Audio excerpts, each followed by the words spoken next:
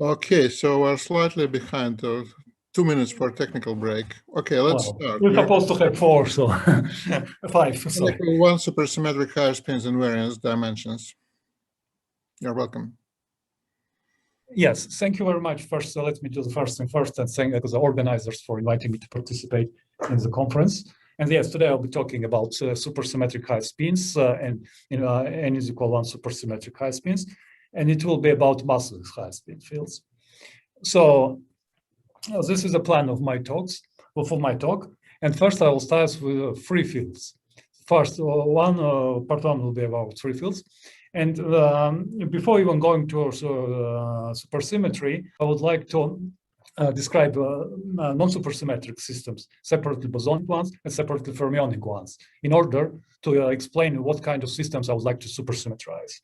So these are Lagrangians, so quadratic Lagrangians, which describe massless reducible representations of fermionic and bosonic representation of Poincare group, and they're good in various dimensions. So there is no constraint on the dimensions. Then this is an old story, nothing is new about it, but I included it in the talk for the sake of the consistency. So next will be relatively new. These are basically the results which were obtained with Dmitry Sorokin about 3 years ago, when we just imposed n is equal 1 supersymmetry constraint requirement on the systems that I just mentioned above. And what will happen is that this n is equal 1 supersymmetry requirement will single out some specific representations of the Poincare group and single out specific Lagrangians out of this entire set of the Lagrangians. And then when the constraint, that's where the constraint on the system dimensions will appear. And this, our consideration will happen only in 3, 4, 6, and 10 dimensions, so-called stringy dimensions. And then, as a particular feature of this approach, a particular feature of this method, I'll show you the equations for arbitrary spin as well, but also just like a beautiful small result is that it allows us to reformulate like linearized supergravities in 4, 6, and 10 dimension, n is equal 1, in a bit novel and I'll say novel and uniform way. So I will stop on it in a bit more details later. So this is the first part. And the second part, I will push the symmetry that I've obtained for free Lagrangians to the interaction ones, in particular interactive ones, in particular to the cubic ones. And the logic will be totally the same. So I'll start with non-supersymmetric vertices, which are for 3 bosons and 2 for boson, 2 fermions and 1 boson. And then I will impose n is equal 1 supersymmetry condition on them and see what will happen. And then I conclude with some open problems and do some recap. And there are basically a paper, the other one, the second part is basically new, and we obtained it just published a couple of months ago with Yosif Buchbinder, Vladimir Kruchtin, and Dorin Weissman. And sorry, can you hear me? Yeah, we do hear you. Yeah. Okay. Sometimes sound somehow disappears for a moment, but then I think it's okay. Yeah, that was my problem. Yeah. So let me go first for the motivation part anyway. So I will try to be very short here. So we know that high spin theories are already non-trivial, even on the free level. So it requires already quite some efforts to write supersymmetric Lagrangian for free high spin fields. And of course, we all know that these are non-trivial. These are non-trivial series, and it's very interesting to study them by right, but also to see what kind of role do they play in other branches in theoretical physics? Like we know that they are in string theory and they do all the job under the hood. Basically, they're just responsible for the ultraviolet finiteness of the theory and so on, which has a massive infinite tower of them. So also quite a lot of work done recently on holography, recently other activity on quantum gravity and hopefully, well, probably even cosmology. So they appear in many different things. But nevertheless, the supersymmetric high spin are slightly attracting a bit less attention. And this is not about just filling gaps today, but also I have basically two main motivations here. First is pretty obvious. We just can say that, look, why don't we consider both fermionic and bosonic high spin fields? And then as a next step, let's figure out what kind of symmetries they have. And this is supersymmetry. And the second one is, again, a bit akin to the standard motivation is a quantum field theory when considering supersymmetry, because they usually do improve ultraviolet behavior of the theory, so this can be useful when looking at the quantum systems. And then finally, the setup. So the setup will be, I'll be talking about just flat background today, and then I will use a metric-like approach, probably the most conservative approach to high spins, when we have any high spins with respect to the infinite arbitrary dimensional tensor. And in order to avoid the guesswork and just to try to see how the things are in supersymmetric, especially both on flat, free, and interaction cases, I will use upper string field theory, especially particulars, its formulation, as a guide. And similar, I will do for supergravities as well. So these are two guiding principles, and I will just try to follow these two closely. So this is basically, as I said, it will be the first like well-known old story about what kind of a particular description of high spin fields, gauge invariant one. So what will I try to do? So it's already Maxwell can teach us something, but it's better to start with spin 2 or second rank tensor. So if I would like to make for the second rank tensor the Klein-Gordon equation, gauge invariant, I would like to introduce, I will have to introduce the extra field C. And this C, knowing how the transformation is for the G mu, should transform as a box of the same, D'Albertian of the same lambda. So this will way I obtain this gauge invariant formulation for Klein-Gordon. But then I would like also to do the same for the transversality condition to make it gauge invariant as well. And to this end, only field C, it turns out to be is not enough. So I will introduce one more field D. And this one, just to make this here, already know how to transform G and C. So I add this field D, which transforms again like a pure gauge. And finally, I had three fields to equation, logical to add one more. And this one will be completely already gauge invariant. I have nothing to do else. Done. Now I have these three fields, three equations, and I can integrate these equations back to the action. I will obtain this Lagrangian, just a few comments. So you can see that the C does not have kinetic terms, so one can exclude it via its own equation of motion and put it back to the action, one field less, one's down. So basically, we're left with G mu and D.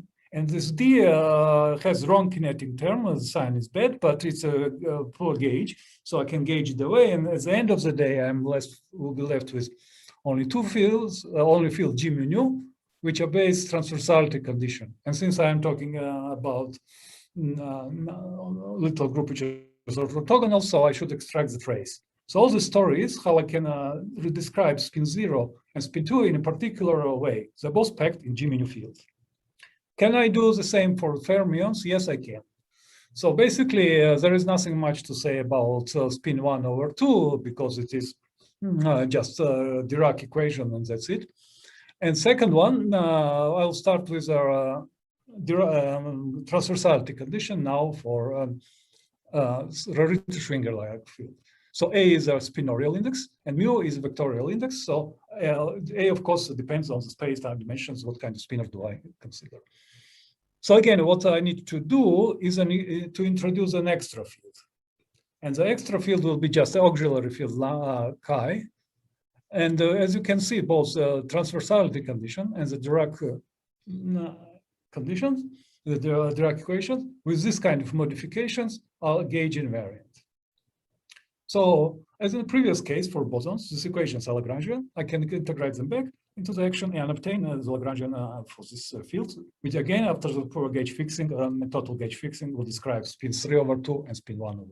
So what's coming next? So I can continue this game for higher spin field as well. And I will always have one physical field, which is arbitrary rank n. And I also have two extra fields, n-2 and n-1. So as you saw before, these two fields appeared for already on the spin 2 level for bosons. Here we have 5/2 to see that we see them all. So there will be rank 2, rank 1, and rank 0, all spinners. And then there will be the Lagrangian for Lagrangian again, the same story. And basically what happens, I already arrived to the part. This is a boson, a fermionic part of the Lagrangians, which I would like to supersymmetrize at the end of the day. What happens with the bosonic one, it will be slightly different, and I will show you as I go. So all this story can be very neatly reformulated in terms of BRST construction. So one doesn't have to, but well, I personally find it helpful. So what goes? I will spare you the details, just tell you what's going on. So basically, we can introduce some kind of alpha oscillators. Don't worry about the origin. They just account for spin at the moment. And then I expand arbitrary field in terms of these alpha oscillators. So this field, of course, can have a spinorial index or does not, depending if we have a bosonic field of fermionic. This is the first part. Then, since what kind of operators I do have in game, I have the divergence, I will have the gradient, and I'll have Dirac operator. So I can compute the algebra, see what happens, and happily it's closed because we just had this extra D'Alembertian condition. And then introduce BC ghost, and this is a standard machinery, except as an unpleasant feature of this commuting ghost zero mode for G0. But then, well, it will show up a few times, so I'll comment about it later. So basically, the upshot of the story is that I can reformulate in various chess. There's a constructive method to build all the systems. So this was the old part, as I said, and now I'll move to the new one. And let me here, since the story is quite technical, let me just give the ideas and how one can handle the problem. Again, as I said, I would like to avoid the guesswork. So it's good to take opposite superstring field theory as a hint. So why opposite superstring field theory? It's obvious. Second, I will take a particular formulation of NSR, Neuer-Schwarz-Ramon, but I deliberately avoided to use NSR for NS for bosonic and Ramon for fermionic sectors. So it is possible to obtain all the systems that I talked just now, just taking a formal alpha prime goes to the infinity limit in the free equation. They will be still consistent and good. So this will be the first part. And this BRST charges, what I get, both in bosonic and fermionic on NS Ramon sector, if you wish, they will be now nilpotent in any dimensions, saying that I can build this Lagrangians in any dimensions, not like in a critical dimension in superstring. Then, superstring has different types of oscillators. So it can have alpha oscillator, it has alpha oscillators, it has psi oscillators. The indices have integer, half integer for the psi's, and integer for I. So this is another part. And as a result, we have mixed symmetry fields. As I mentioned briefly in the introduction, so all the systems that I was talking before can be written for, and are written also for mixed symmetry fields, also reducible ones. And nice thing again is I can alpha prime goes to infinity is this formal limit. I can truncate also BRST charges. They're not nilpotent in any space dimension, but they're also nilpotent for an infinite number of oscillators as well. Both, and this number of psi oscillators can be totally unrelated in both sectors. So these are all nice features, and now let me try to use them somehow. And how I use them. So let me say Lagrangian. Lagrangian will be like this. So total Lagrangian will be F bosonic, Fibosonic, Fibosonic, and so for bosonic part is 100% true. For fermionic part, it is a tricky point because again, it has a vacuum. It's precisely as in superstring, so vacuum becomes infinity degenerates. Remember the story of pictures and so on. So this is a bit ugly, but it can be handled. And in order to have to establish a supersymmetry here, I will introduce this supersymmetry generator, and I require that it converts charges in two different sectors into each other. So, okay, easier said than done, but then we need to find the solution. And solution turns out to be remarkably simple. And let me just first comment it because it has a few features. First, it doesn't contain alpha oscillators, so it just commutes. And my supersymmetry is only psi oscillator. If I will take only one psi oscillator in the bosonic center and none in fermionic, this will precisely what generate the supersymmetry transformations. Further, I can also truncate the fields in both sectors to the finite number of fields. So it will not be an infinite expansion.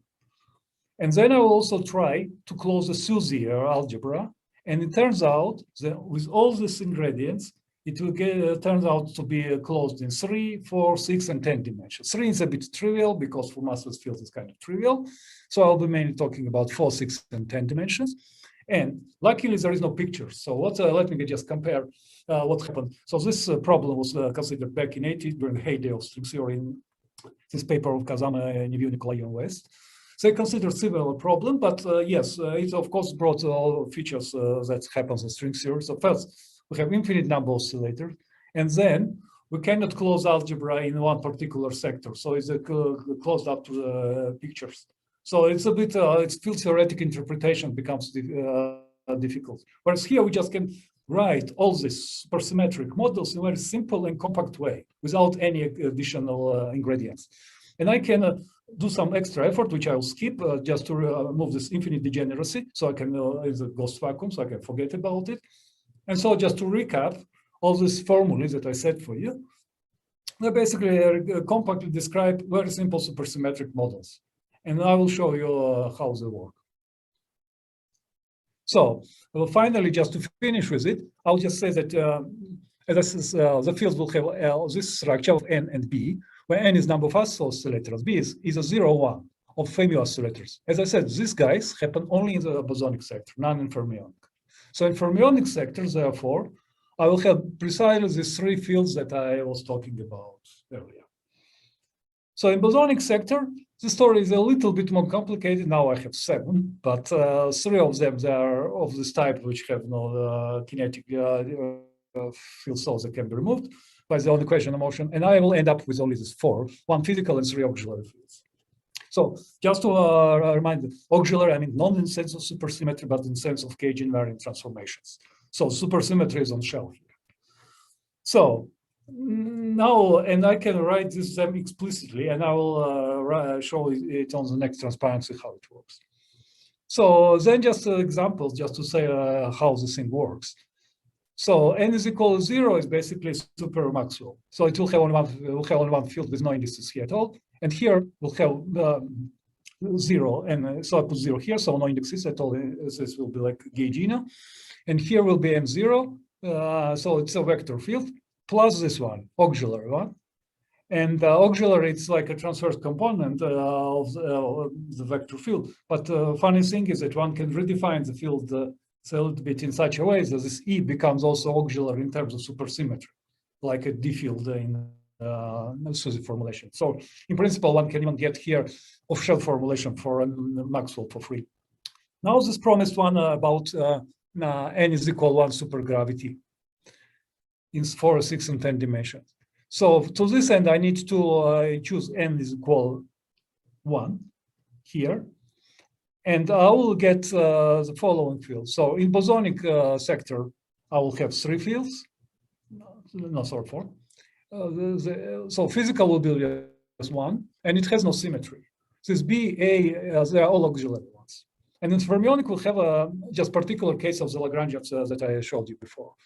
So I just setting up this a priori, then I need to massage this a little bit and just to get irreducible representations. So apparently what I am getting here is a totally symmetric, totally antisymmetric, and a trace. So what does it correspond to? In the is equal 4, it is content on supergravity multiplet, n is equal 1, and chiral multiplet. So I'm both sitting here. So in d is equal 6, again, it is reducible in terms of supersymmetry. In terms of supersymmetry, it's reducible because it contains me.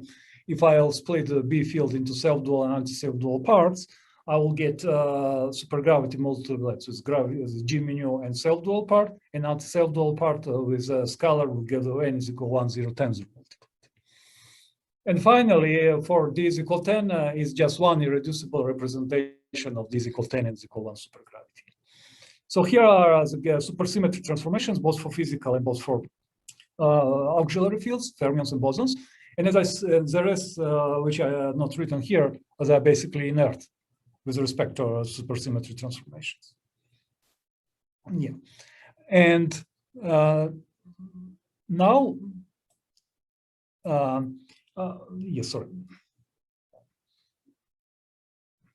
Now let me, yeah, so one can bring this to the standard form of supersymmetry transformations. I just will have in cases when I have both reducible and reducible multiplets, just doing some work, additional work. So this was the free part. Now the interacting part. So interacting part, I'll just take for 3 bosons will be, I can use a BRST formulation. I don't have to again, but one of the ways.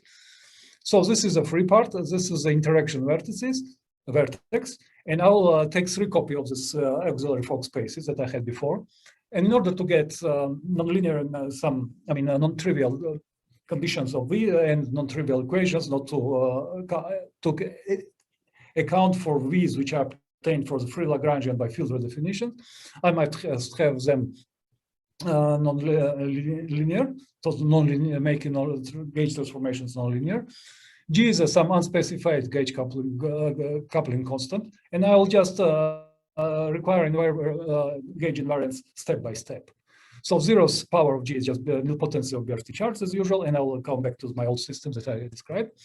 And V should be BRST invariant. And trivial vertices will be BRST trivial. So in the Latcon gauge for 2 bosons and 1 fermion, there were given classifications was given by Metsayev back to 2007. Here I will try how we can do this BRST approach. And as I said, because of this infinite degeneracy of 0 mode, or Gauss 0 mode, my BRST charts basically will break into pieces. And all the equations will become completely complicated. So quite a bit more complicated. So although the approach is the same, and for our purposes, it's a bit easier to gauge fix a bit of shell. So we just consider only physical field with real transfers of shell, and fermions will be also physical, which is again of shell transversality. Mirian, how much time do you need? As I say, I don't have to do it, and 5 minutes. Okay. Okay. Yeah. Just 5 minutes. This is the one before last. Yeah. And then I will set up all these transformations. So this will be, the story is totally similar to what I had before. So this nonlinear deformations of the transformations, but now I have quite a few vertices. Parts of them will now be responsible for interaction of the Lagrangian, parts of them are responsible for gauge transformations. And I will get a kind of big set of the equations on these vertices. And also I need to separately impose associativity condition, which I get for free for 3 bosons because it is the same condition in the BRST language. So this is preservation. And also I can add extra indices, so I will be group indices. And as I said, I just looking at the constraint one, but I just can push my system is completely unconstrained system, Lagrangian one, which is more work. And this is my final transparency before jumping into conclusions. So basically, I will have considered 2 types of vertices and to see what's going on. So first, we can see this nice factorization property again. So the nice factorization property is that this phi oscillators are factorized, and the alpha oscillator is also factorized. And this is a super Young-Miss-like vertices which bears this gauge indices here. These are for two bosons, two fermions or one boson, and here will be for three bosons. And these are very well-known combinations on which these systems are depend. They are just BRST invariant if we add a ghost part, which I will not do. And the second one was the supergravity-like conditions. And so you see that again the same, but now the difference is between these two is basically extra F structure here and none here, and then extra Z factors that form sitting in front of it. And then we can show that the transformations and transform one vertices to another we're taking with proper coefficients. The only thing is that since I'm working in this particular gauge, I just have to consider totally on shell vertices because the gauge is too strong. But this is just an exploratory, already non-trivial analysis, and we can push it to the shell ones. It's just more work.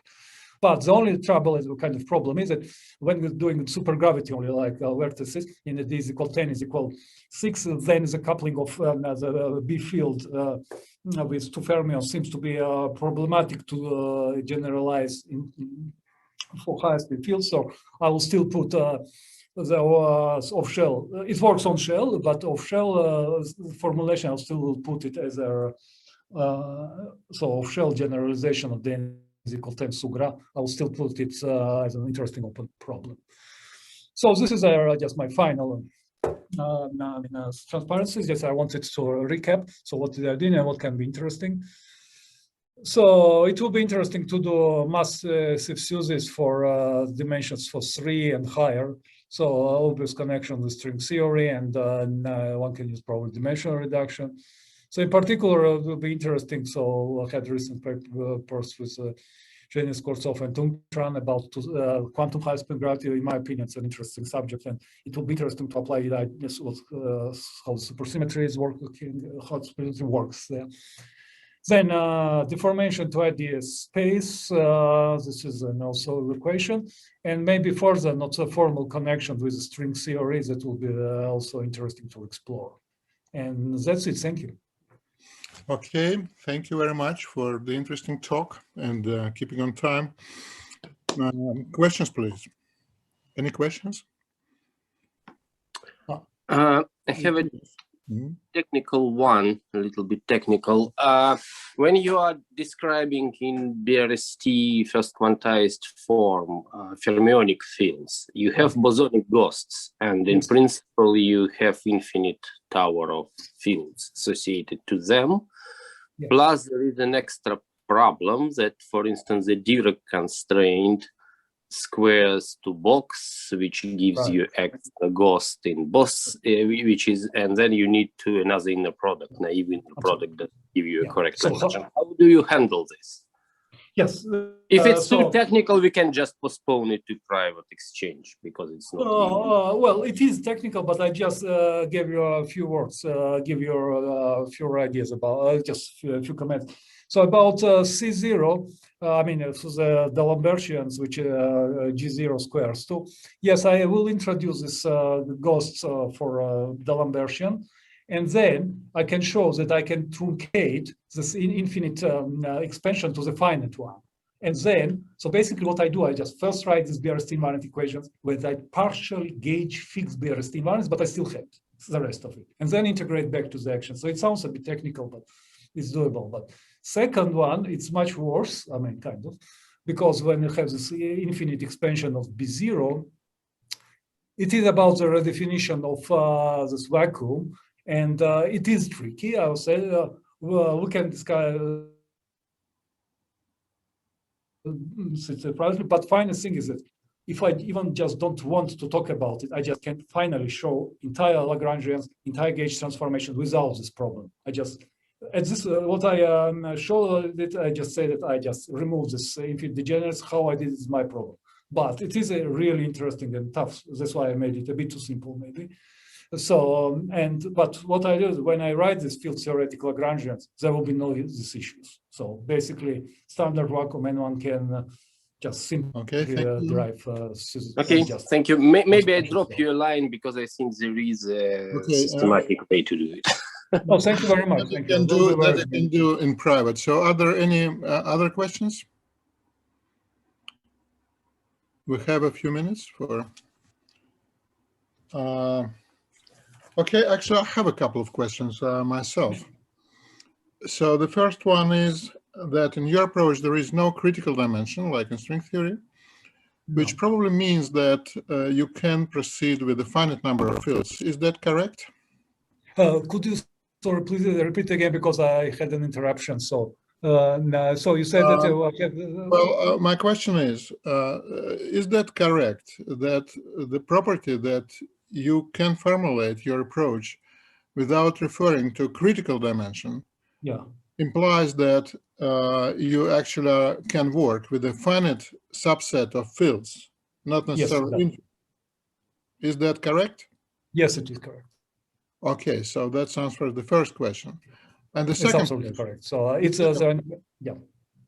I have another question, is that actually supersymmetric models you are considering are in specific dimensions, right? Yes. Like 3, 4, 6, 10. Right. But in your talk, I have not seen any specific reference to these dimensions. So how do they appear? Sorry, I just probably skipped it. So let me, yeah, sorry. Yeah, so SUSY closes on shell only in these dimensions.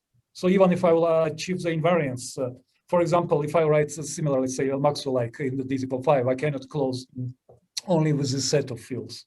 So, what do you mean? I mean, you mean the specific fields identities or what to see this? I mean, yes, spheres and entities is also counting degrees of freedom as well. Yeah. So one can just go, for example, we see, and that's why in when I wrote, for example, this supergravity one, like supergravity, like if we do a counting of the degrees of freedom, so we need to take it splits into the irreducible two extra supermultiplets. Okay. Thank you. Always the degrees of freedom will be intact in these dimensions.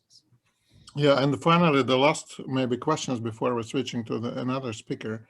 Sure. Is you said that it only closes in these dimensions. And nevertheless, if you go to other dimensions, so the algebra will not close as supersymmetry algebra, but what will appear on the right-hand side? Is it still a symmetry, or there are some more symmetries, like higher spin symmetries, or what will be disclosure? Well, I just can't tell you exactly at the moment like this.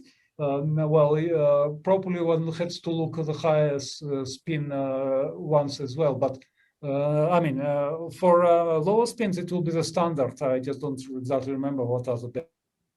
No, let me put it differently. So you consider your supersymmetry. You consider your supersymmetry transformations. Yes. And you check that your action is invariant, right? Yes. And then which means it is invariant, which means that if you consider commutator, you will get some another symmetry. So my question essentially was, what is the symmetry beyond these specific dimensions?